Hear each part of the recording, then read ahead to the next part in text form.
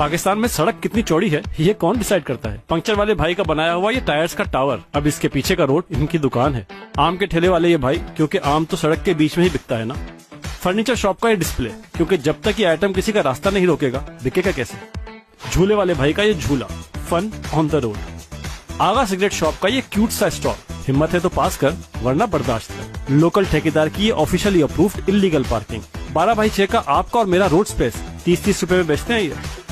चाय के होटल की ये कुर्सियाँ जो राहगीरों का रास्ता और चाय पीने वालों की सोच दोनों को तंग कर देती है। कुंडे पर चलने वाले, दुकानों से ज्यादा कमाने वाले ये ठेले, और इतनी तंग सड़कों पर डेंट हासिल करने वाली गाड़ियों को फिक्स करते ये डेंटर पेंटर हजरात। सड़क का माल सड़क पर ठीक होगा।